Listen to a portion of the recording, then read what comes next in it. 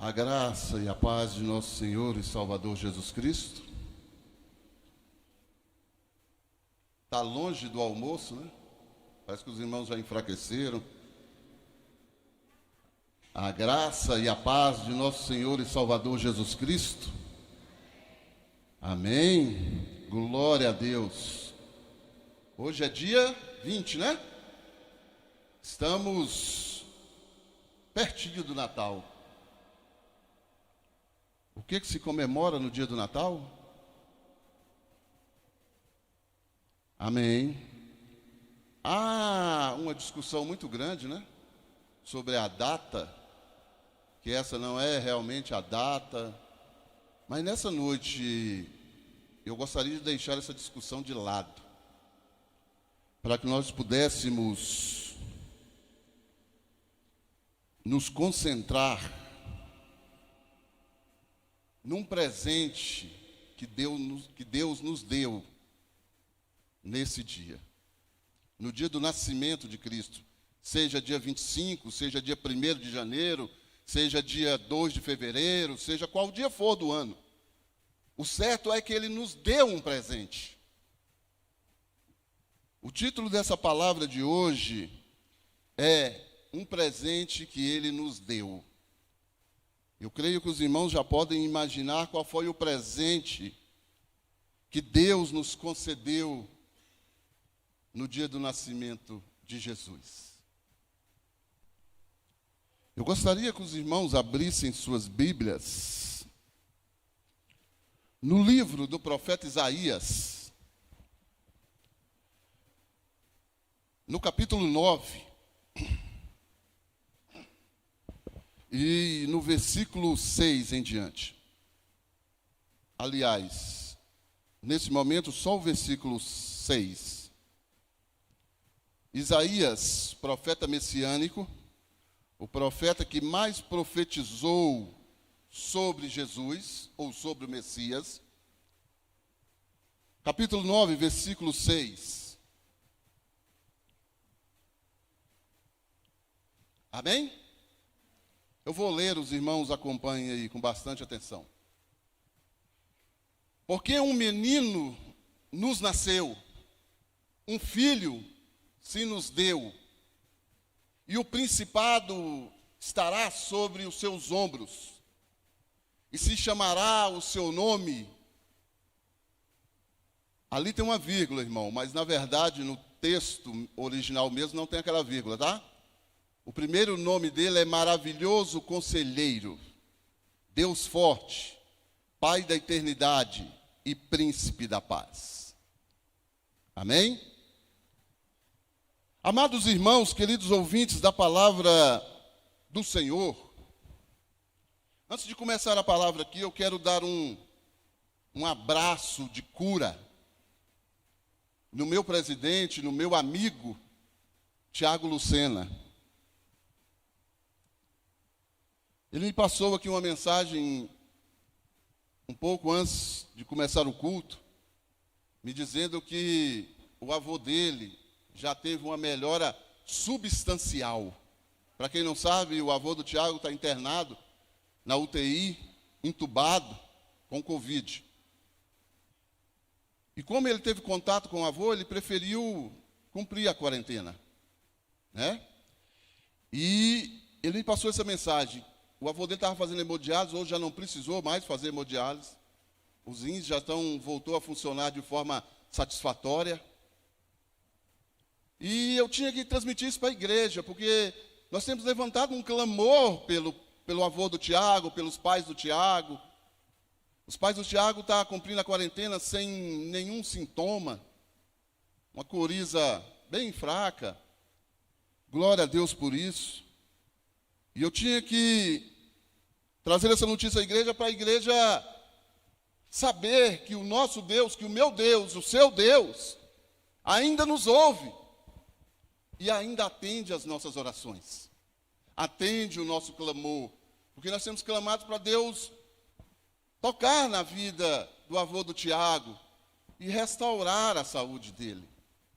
E com essa notícia hoje nós podemos ver que Deus tem trabalhado grandemente na vida do avô do Tiago, na vida da família do Tiago, que é um homem de Deus, um homem que tem estado à frente da igreja, que tem lutado para fazer o melhor pela obra de Deus. Amém? Então, que nós tenhamos essa consciência e que nós continuemos clamando ao Senhor, por todos aqueles, não só pelo Tiago, ou pelo avô, ou pelos pais do Tiago, mas por todos aqueles que estão passando por essa enfermidade, por todos aqueles que estão passando por qualquer enfermidade. É o papel da igreja, de clamar, de buscar ao Senhor, de colocar essas vidas diante do Senhor. Esse é o nosso papel. Jesus nos chamou para isso. E nós não podemos correr disso, nos esconder, porque aí não seríamos servos de Cristo. Quando nós olhamos para os servos de Cristo, nós encontramos os discípulos, aqueles que trabalharam na igreja primitiva, todos eles entregando sua vida na totalidade. Na totalidade. E a pergunta que Deus nos faz hoje é: e vocês? Nós sabemos que aquela igreja primitiva, ela crescia. Diz um texto que depois daquele culto de avivamento, mais de 3.000 almas se juntaram à igreja. E nós hoje? Quando eu falo nós, eu estou falando da igreja. Quem somos nós? E aí eu já introduzo a palavra de hoje. A igreja de hoje merece o presente que Deus nos deu? A igreja de hoje merece o presente que nos foi concedido há mais de 2.000 anos atrás? Será que a igreja de hoje merece um Deus que se despiu da sua glória? Porque a minha Bíblia diz, a sua Bíblia diz que Jesus estava sentado à direita do Deus Pai. E ele se pôs de pé. E o próprio Pai o enviou. A palavra diz que ele deu o seu único filho, para que todo aquele que nele crê não pereça, mas tenha vida eterna. Será que nós merecemos? Porque o texto aqui diz: porque um menino nos nasceu, um filho se nos deu, e o principado estará sobre os seus ombros, e se chamará o seu nome de Maravilhoso Conselheiro, Deus Forte, Pai da Eternidade e Príncipe da Paz. Algumas características que Isaías aqui mostra em Jesus, nós temos que parar um pouquinho e pensar se essas características hoje se enquadraria em nós, ou melhor dizendo, na igreja do século 21. A primeira característica aqui é maravilhoso, ou maravilhoso conselheiro. Será que nós temos ouvido? Será que a igreja nos últimos dias tem tido intimidade com Deus para ouvir os conselhos de um Deus maravilhoso? De um servo maravilhoso? Será que nós temos tido consciência e ouvido os conselhos dele? Quando ele nos diz: ei, se afasta do pecado, se afasta do que não agrada o coração de um Deus que você diz que serve.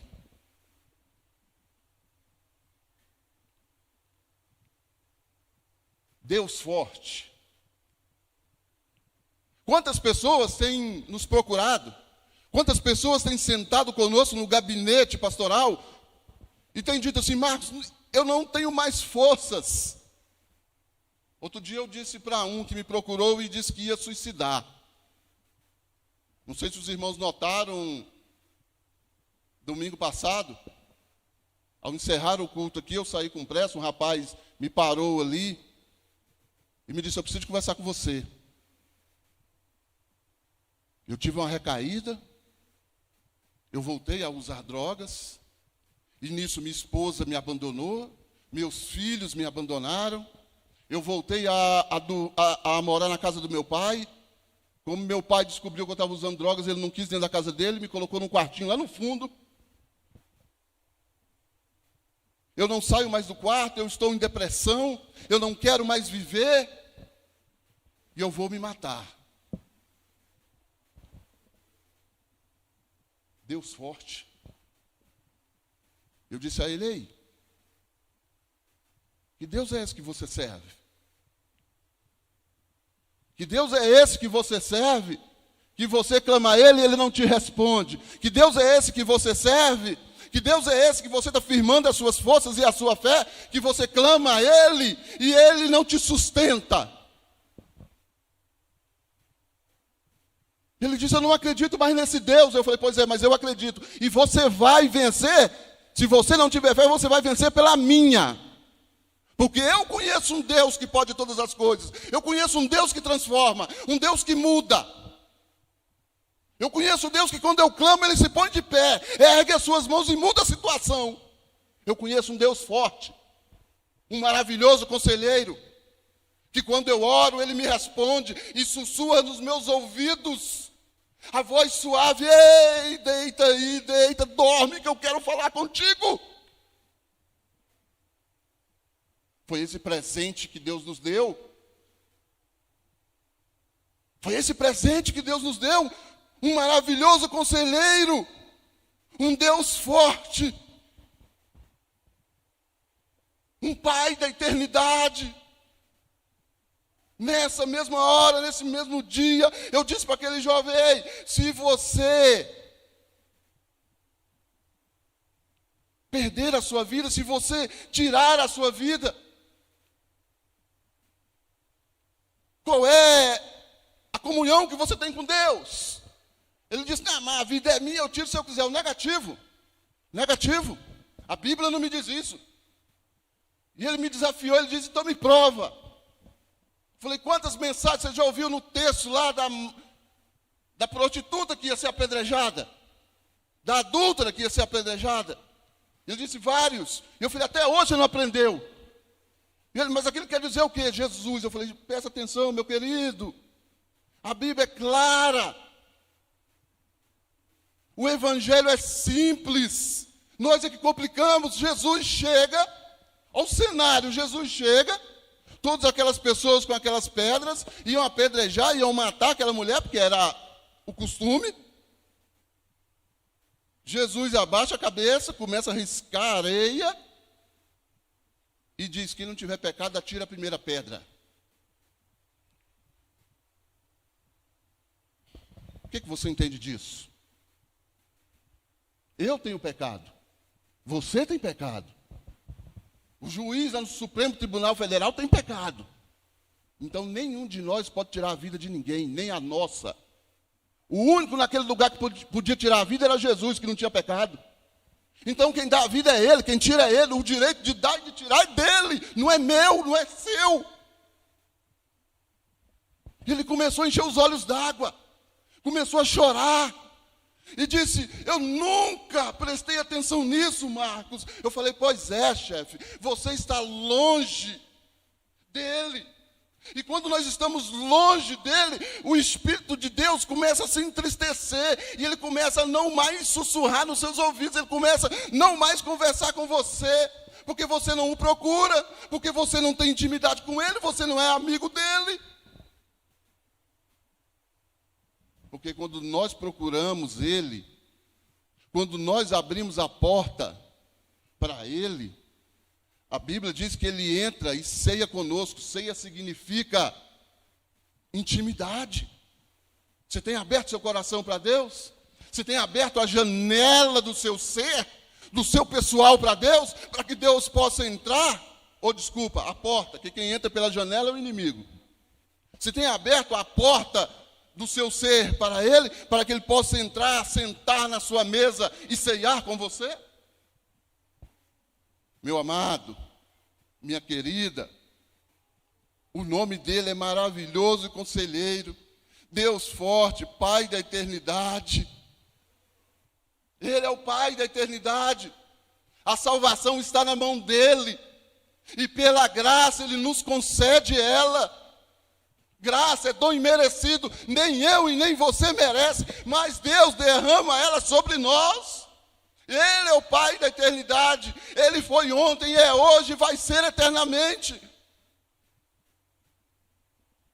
Esse foi o presente que Deus nos deu. E Ele também é o príncipe da paz.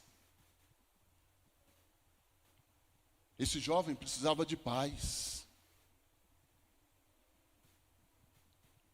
E eu conversei com ele durante a semana, ele me ligou. Na quarta-feira eu liguei para ele. Ele disse: Marcos, eu estou com a minha família. Meus filhos me perdoaram. Eu estou conversando com a minha esposa. Provavelmente nós vamos retornar ao casamento. Hoje ele me ligou de novo. Disse que ia na igreja, que os filhos dele congregam, porque eles iam apresentar uma cantata lá, e os filhos pediram para que ele fosse lá ver a cantata, assistir a cantata.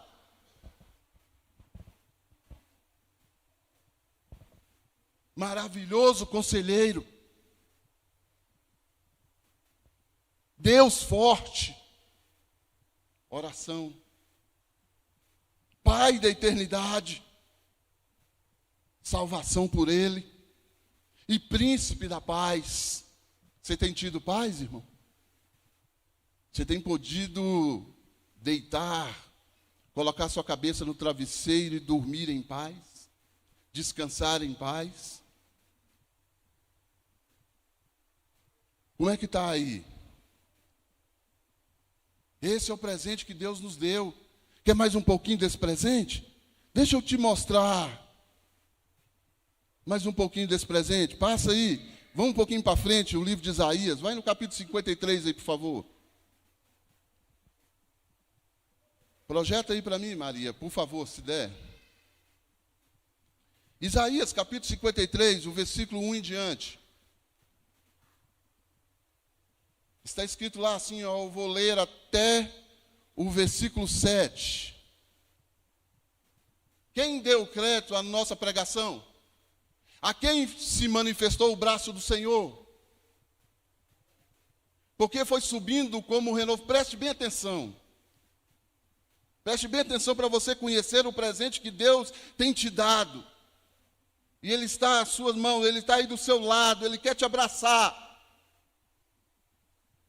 Ele quer falar com você, Ele quer abrir portas onde você não vê porta, Ele quer mudar a situação da sua vida. Eu vou te apresentá-lo agora, preste atenção, porque foi subindo como um renovo perante Ele, e como raiz de uma terra seca, não tinha beleza e nem formosura. E olhando-nos para Ele, não havia boa aparência nele, para que nós o desejássemos. Era desprezado, o mais rejeitado entre os homens, homem de dores, experimentado nos sofrimentos, e, como um de quem os homens escondiam o rosto, era desprezado e não fizemos dele caso algum. Verdadeiramente Ele tomou sobre si as nossas enfermidades, e as nossas dores levou sobre si, e nós o reputávamos por aflito, ferido de Deus e oprimido. Mas Ele foi ferido por causa das nossas transgressões, e moído por causa das nossas iniquidades. O castigo que nos traz a paz estava sobre Ele, e pelas suas pisaduras fomos sarados. Todos nós andávamos desgarrados como ovelhas, cada um se desviava pelo seu caminho, mas o Senhor fez cair sobre ele a iniquidade de todos. Ele foi oprimido e afligido, mas não abriu a sua boca. Como um cordeiro foi levado ao matadouro, e como ovelha muda perante os seus tosqueadores, assim ele não abriu a sua boca. Primeiro, irmão, versículo 3. Ele era desprezado. o mais rejeitado entre os homens, homens de dores, experimentado nos sofrimentos, e como um de quem os homens escondiam o rosto, era desprezado, e não fizemos dele caso algum. Você já parou para pensar um pouquinho no nascimento de Jesus e na infância dele?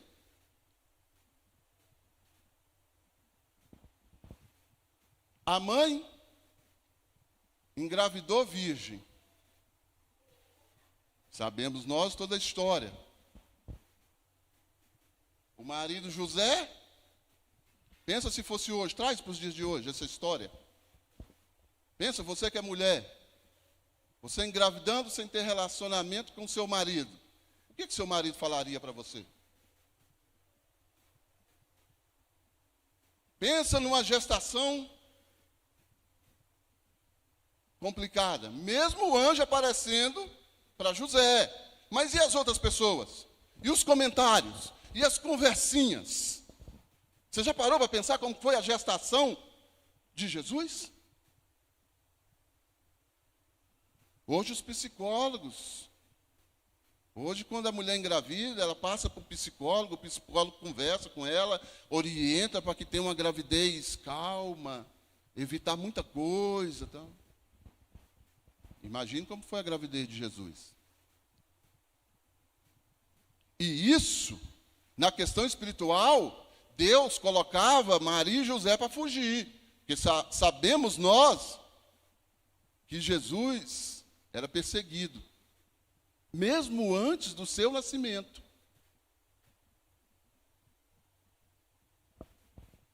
Então, o versículo 3 se cumpre aqui. E se cumpre também na infância de Jesus. Vocês acham que Jesus foi um jovem, um menino, um jovem, um adolescente qualquer? Lembra do texto de Lucas? Quando os pais perderam ele? Ele estava onde? Quando os pais, depois de 3 dias, os pais voltaram. Aonde que Jesus estava? Ele estava num parque de diversão brincando? Ele estava numa lanchonete, ele estava no McDonald's, ou no Burger King? Aonde que ele estava? Ele estava ensinando aos doutores. Ele era um menino e um jovem diferenciado, fora da sua época. Hoje, quando a gente pede para os filhos a gente ler a Bíblia um pouquinho, eles ficam... Um pouquinho, hein? Quando você chama seu filho para que ele ore junto de você, de joelhos, eles até oram. Mas dá trabalho. Jesus não. Desde criança, ele ensinava aos doutores. Quem somos nós? Que igreja nós somos? Versículo 4. Verdadeiramente ele tomou sobre si as nossas enfermidades e as nossas dores levou sobre si, e nós o reputávamos por aflito, ferido de Deus e oprimido. Mas ele foi ferido por causa das nossas transgressões e moído por causa das nossas iniquidades. O castigo que nos traz a paz estava sobre ele, e pelas suas pisaduras fomos sarados. Lembra ele indo para o Getsêmani com os 3? Chegou a um lugar, ele pediu que os 3 ficassem lá. E ele subiu sozinho. Ele orou, quando voltou, os 3 estavam fazendo o quê? Vou perguntar de novo, quem somos nós? Que igreja que somos? Nós estamos velando com Jesus? Ou quando Jesus se afasta um pouquinho, nós dormimos? Quem sou eu?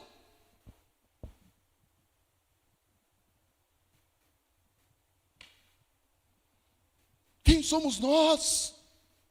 E aqueles 3 andavam com ele, viu todos os milagres, viu ele multiplicar os pães e os peixes, viu ele levantar daquela esteira aquele aleijado do tanque de Betesda, viu ele curar 2 cegos, viu ele expulsar o demônio lá do endemoniado de Cafarnaum, viu ele ressuscitar Lázaro depois de 4 dias de morto, e mesmo assim dormiram. Nós, a igreja de hoje, tem visto tantos milagres, Tantas coisas que todos os dias nós falamos, que pessoas são curadas, que pessoas estão saindo da UTI do hospital. Ou vocês acham que essa pandemia não está no controle de Deus? Deus não tem um plano nisso. Eu preguei uma mensagem aqui dias atrás e disse: ei, Deus vai mudar a história da igreja. Vai ter uma igreja antes da pandemia e depois da pandemia. Nós temos que entender isso. Nós temos que aprender isso. Todos nós andávamos desgarrados como ovelhas, cada um se desviava pelo seu caminho, mas o Senhor fez cair sobre ele a iniquidade de todos nós. Meu irmão, ele não merecia, ele não tinha pecado, ele era santo. Mas o meu e o seu erro, o meu e o seu pecado, o meu egoísmo, o meu egocentrismo, a minha indiferença, a minha raiva, tudo estava sobre ele. Tudo estava sobre ele. E até hoje muitos não reconhecem o presente que Deus deu para a humanidade. Porque sabemos nós que no Velho Testamento era morto um cordeiro, um animal sem defeito, era aspergido o sangue dele sobre a arca da aliança, e os pecados de Israel eram encobertos. Aí Paulo vem e fala assim que o sacrifício de Jesus foi eficaz e expiatório. Por quê? Porque não precisa de outro. Nós não precisamos mais de sacrifícios, nós precisamos só de obedecer, de reconhecer e obedecer.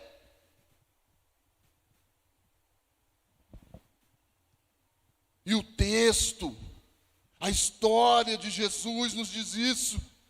Ele foi oprimido, ele foi afligido, mas não abriu a boca. Ele sabia qual era a missão dele, você, eu, nós sabemos qual é a missão nossa, qual é a missão da igreja. Nós sabemos o que nós temos que fazer, sabemos, só não fazemos. Sabemos que Deus nos chamou, que Deus nos ungiu, que Deus derramou a graça sobre nós. Que Deus nos deu poder, porque está escrito na palavra do Senhor. Nós só não obedecemos. Nós só não temos coragem. E desculpa a palavra, irmão. Nós somos covardes. Nós somos covardes. Sabe por quê? Eu, graças a Deus, eu sempre tive amigos fiéis. Eu lembro na época ainda, fora do contexto igreja, nós íamos para festas, e lá se desse briga, apanhava, se tivesse 10, apanhava os 10. Mas ninguém corria. E outra, quando um precisava da ajuda, o outro estava pronto a ajudar. Questão financeira, questão de saúde, essas coisas todas. Até hoje, eu tenho um amigo fiel, mora na Itália. Sempre eu converso com ele, como é que você está, rapaz? Está precisando de alguma coisa? Quantas vezes ele me disse, quer vir para cá? Eu não. Principalmente depois que eu fui para a igreja, que eu vim para o evangelho, que eu conheci o evangelho. Ele disse, muitas vezes ele disse, vem para cá, rapaz, eu vou te ajudar, vem para cá. Falei, não, mano, a questão não é essa, não, só vou quando Deus mandar. Ele até brincava comigo, depois que você conheceu esse Jesus, perdi a influência sobre você. Eu falei, é desse jeito, meu querido. Agora quem me influencia é só a cruz do Calvário. Agora quem me influencia é só aquele que um dia deu a sua vida por mim. Mesmo eu sendo um miserável pecador. E hoje eu compreendo. Eu lendo essa palavra, Deus falando ao meu coração e me dizendo, esse foi o presente que eu te dei. E presentes a gente não larga em qualquer lugar. Presentes a gente não joga para lá, presente a gente não dá para os outros. Eu vou citar para vocês como é que eu fiquei alegre com o presente. Eu dei uma Bíblia para uma irmã aqui no dia do aniversário dela, e hoje ela chegou com a Bíblia ali, ó, abraçadinha na Bíblia, e eu só observei, falei, ano que vem eu dou outra. Você acha que Deus é diferente? Tem outra pessoa aqui que torce para o mesmo time que eu torço. Eu dei uma camisa do time para ele. Escrevi o nome dele, o número eu coloquei a idade dele. Toda vez que eu vou na casa dele, ele está com a camisa. Falei, ano que vem eu dou outra. Hã? Lava.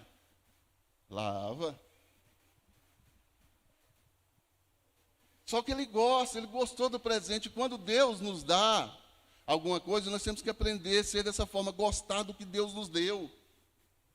E cuidar do que Deus nos deu. O que Deus tem te dado? Uma família linda? Uma família maravilhosa? Cuida dela. Cuida dela. O que Deus tem te dado? Um emprego bom? Cuida dele, irmão.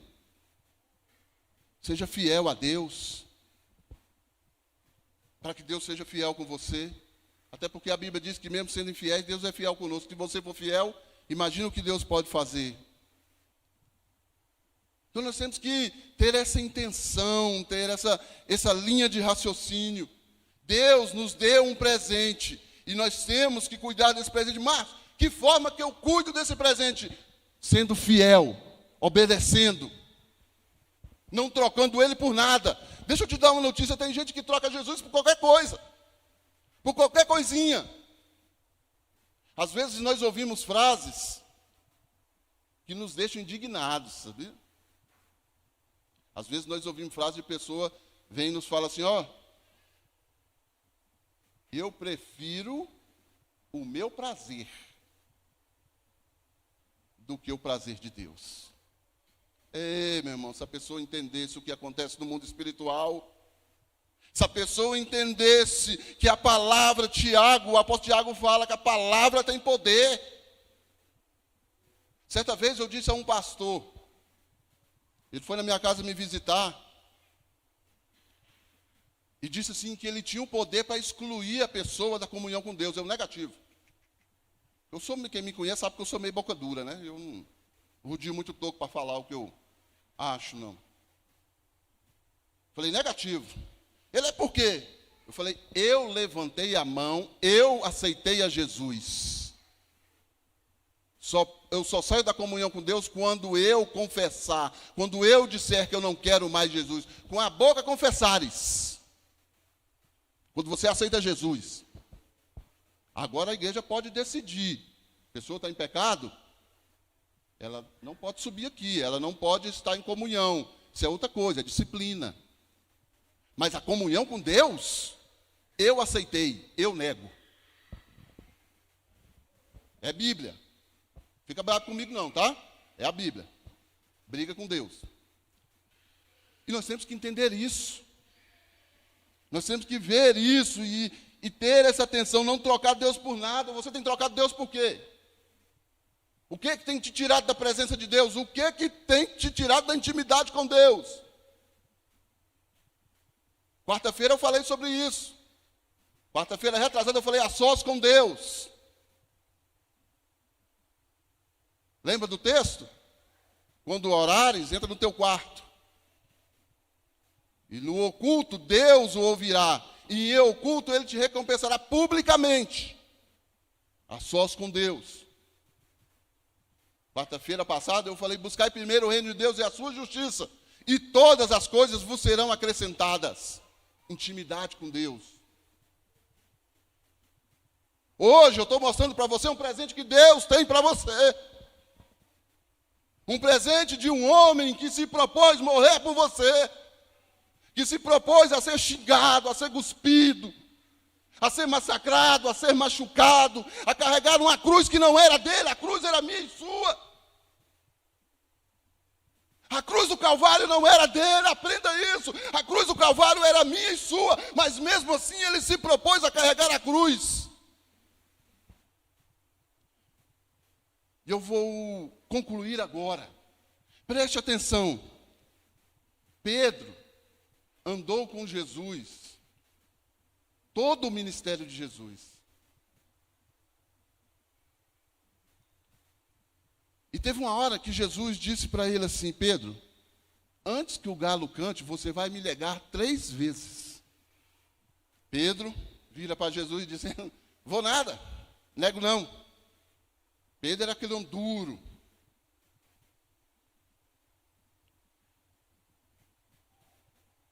Pedro sai da presença de Jesus, passa por dentro do palácio. Lá dentro do palácio tinha uma serva lá que trabalhava. Falou: rapaz, você parece com o Nazareno. Ele: eu nem o conheço.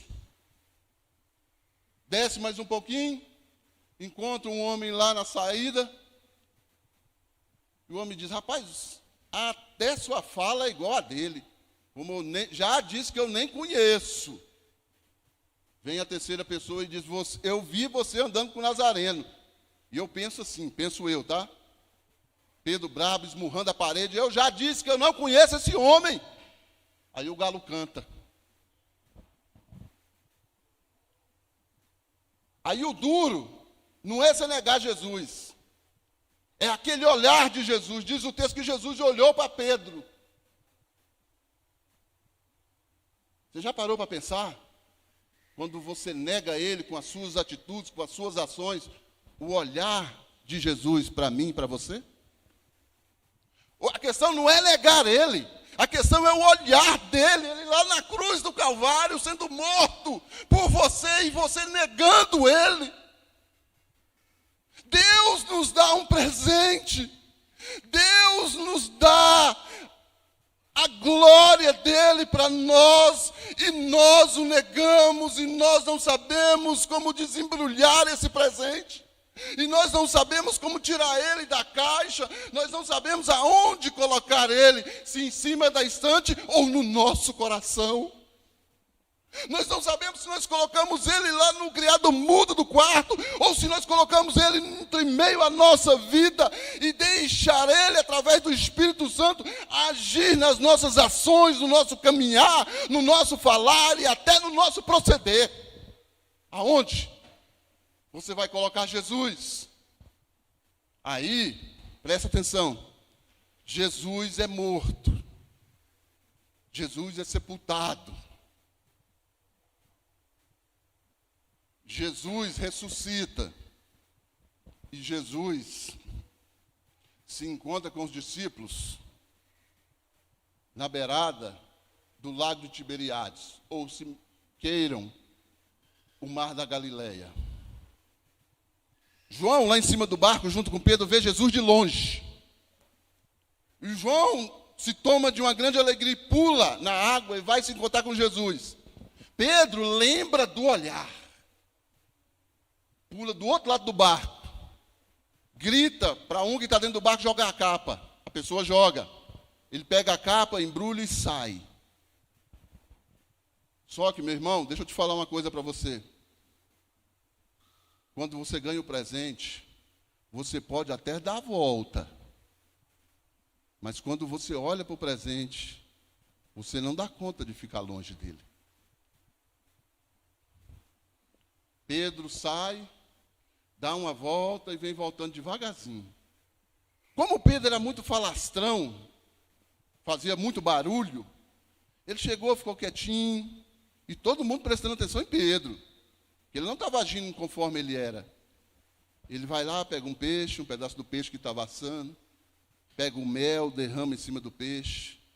Jesus vira para ele, Jesus vira para você hoje e te pergunta: Pedro, tu me amas?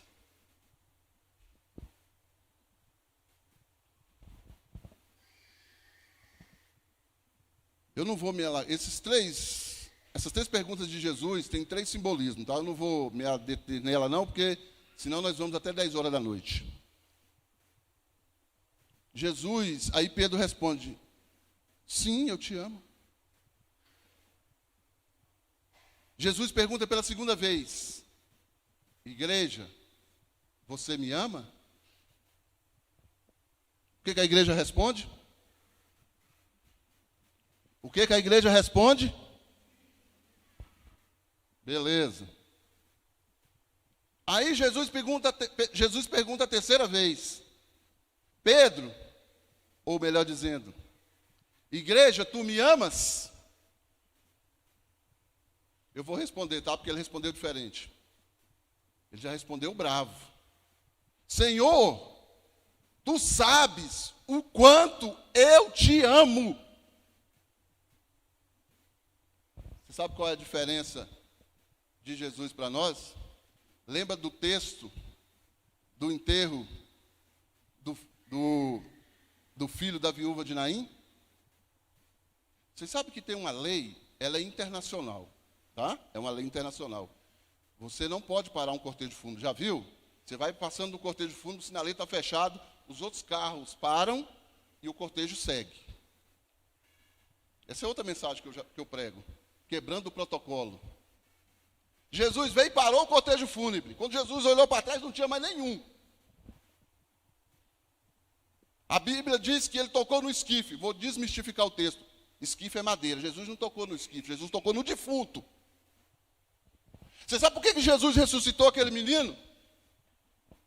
No costume judaico, a mulher não podia trabalhar. Ela tinha perdido o marido, perdeu o filho.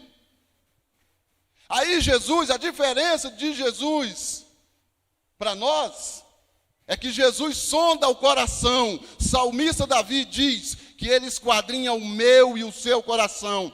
Quando ele olhou para o coração daquela mulher, ele viu tudo, toda a angústia que aquela mulher estava vivendo. E ele foi lá e ressuscitou o filho, porque o filho era quem ia sustentar aquela mulher.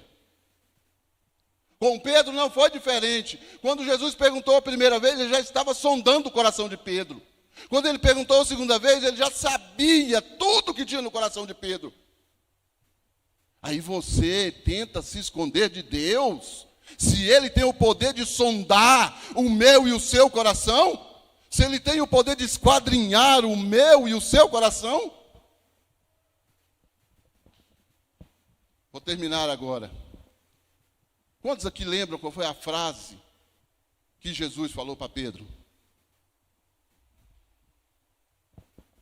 Pedro, apacenta minhas ovelhas, Pedro. Pedro, cuida da minha igreja. Pedro, cuida do meu povo. Pedro, você é um escolhido meu, eu te amo. Sabe o que Jesus hoje está falando para a igreja, está falando para mim, para você? Ei, minha noiva, eu amo vocês. Eu amo tanto vocês que eu dei o meu único filho para que morresse por vocês. Eu amo tanto vocês que eu dei o maior de todos os presentes que eu tinha para vocês. A minha igreja, a minha noiva. Nós temos que entender isso, igreja. Deus nos ama de uma forma tão especial que Ele nos deu o maior presente que Ele tinha, a coisa de maior valor que Ele tinha, que era o Filho amado dEle. O que você tem feito? O que você tem buscado, a não ser a presença desse presente, a presença de Cristo? Qual é o tempo que nós estamos perdendo, irmão? Olha o tempo que nós estamos perdendo. Porque o texto que eu preguei quarta-feira é claro: buscai primeiro o reino de Deus e a sua justiça. Quando você estiver diante de Deus, em intimidade com Ele, Ele vem e cumpre a parte B do versículo. E todas as coisas vos serão acrescentadas. Amém? Você quer dar ordem para um paralítico ele andar? Quer, né? Bonito, né? Gostoso, é maravilhoso, não é? Você dizer para o aleijado assim, ó, você tem fé para andar? O aleijado faz assim, você levanta e anda pela minha. Isso é gostoso demais, não é? É gostoso demais você orar para uma pessoa e ela ser curada, não é? É gostoso demais uma pessoa estar doente, enferma, e você abraçar ela e orar por ela e ela ser curada. Ei, isso é intimidade com Deus, é tomar posse do presente, é abraçar o presente. E dia 25 nós comemoramos o dia em que Deus nos deu esse presente. Nós trocamos presente, mas o maior de todos os presentes nós já ganhamos. O maior de todos os presentes não está numa árvore de Natal. O maior de todos os presentes não está num shopping. O maior de todos os presentes tem que estar no meu e no seu coração. O maior de todos os presentes está escrito aqui, ó. na palavra do Senhor.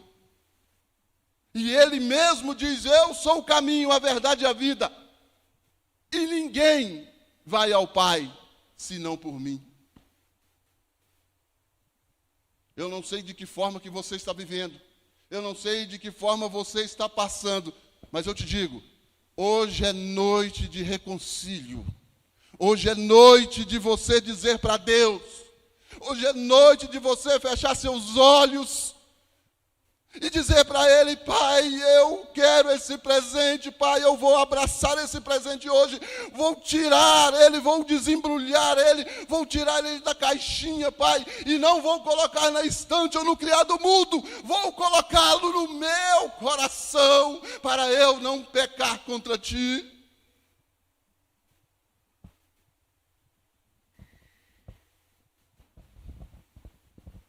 Desembrulhe o seu presente hoje.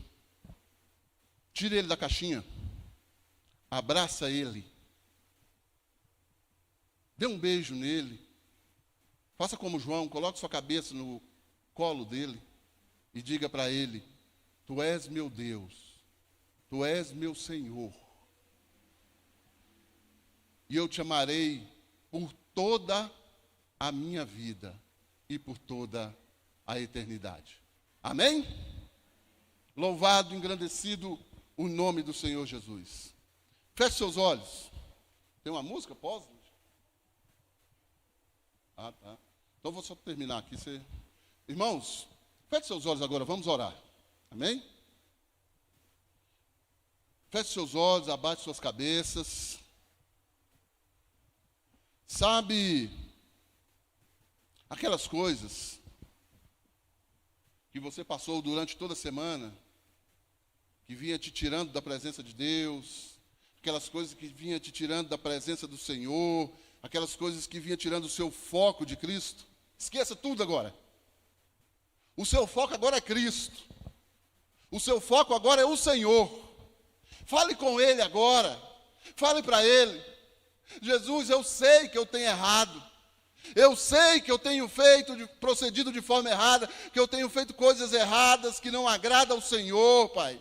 Mas nesse momento, ó Pai, como sua igreja que sou, eu peço perdão ao Senhor. Me perdoa, Jesus. Eu sei que daqui um dia nós vamos comemorar o seu nascimento, e eu quero entrar nesse dia, Pai, em comunhão e em intimidade contigo, ó Pai. Porque eu quero receber o meu presente, Pai. Eu quero receber a sua unção e a sua graça sobre mim. Fale com Deus agora. Pai amado, Pai santo e poderoso, ó Deus. Meu Deus, meu Pai e meu Senhor, ó Pai. Sabemos nós que nós somos homens, Pai, pecaminosos. Nós sabemos que nós, Pai, erramos porque nós vivemos aqui, Pai, ainda nesse corpo, Pai. Nós sabemos que a cada minuto nós cometemos um erro, mas a tua igreja diante do Senhor agora pede perdão, Pai. Perdão dos seus erros, dos seus pecados, das suas transgressões, das suas iniquidades, Pai, no nome do Senhor Jesus. Papai querido, Papai amado e santo, Pai, nós colocamos diante do Senhor as nossas vidas. Nós colocamos as nossas vidas no seu altar, Pai, como sacrifício, Pai, suave e agradável às suas narinas, Pai. Meu Deus, meu Pai, meu Senhor, seja conosco, Pai, seja com a sua igreja, seja com o teu povo, Pai, seja com a tua família, seja com a tua noiva, Pai, no nome do Senhor Jesus. Nos atavie, Pai, com vestidos brancos, Pai, alvos como a neve, ó Pai. Tire de nós toda sujeira, Pai, nos clareia, tire de nós toda imundícia, Pai, para que sejamos uma igreja viva, uma igreja pura, uma igreja voltada ao Senhor, Pai. Eu quero colocar diante do Senhor agora, Pai, a vida do Tiago, a vida do seu pai, da sua mãe, do seu avô, Pai. Eu quero colocar diante do Senhor a vida de todos aqueles que estão enfermos, ó Pai. Eu quero colocar diante do Senhor a vida daqueles, Pai, que estão com as portas fechadas, Pai, que estão sem emprego, ó Deus, que o Senhor, no nome do Senhor Jesus, restaure e abra as portas, abra a porta de emprego para todas essas pessoas, Pai, no nome do Senhor Jesus. Que o Senhor, Pai, venha curando essa nação, que o Senhor venha curando essa cidade, esse estado, esse país, Pai, no nome do Senhor Jesus. Papai querido, papai amado, eu oro por todas as famílias, Pai. Pai, que o Espírito Santo reine nos lares. Pai, no nome do Senhor Jesus, que haja lugar único, exclusivamente para o Espírito Santo de Deus, Pai. No nome do Senhor Jesus. Seja conosco, Pai. Seja com a sucessão pastoral dessa igreja. Que o Senhor abra os nossos olhos espirituais, Pai. Para que nós possamos ver o homem que o Senhor já preparou para essa igreja. No nome do Senhor Jesus. Pai amado, Pai querido e santo. E nos ensina, Pai. Nos ensina a caminhar com Ele. Transforma o nosso coração, Pai. Para que nós possamos entender o plano de Deus na vida dele. E obedecermos segundo a Tua vontade. No nome do Senhor Jesus. Pai amado, Pai querido e santo, nós te louvamos e desde já nós te agradecemos no nome do Pai, do Filho e do Espírito Santo. Amém? Que Deus vos abençoe e vos guarde no nome do Senhor Jesus. Amém?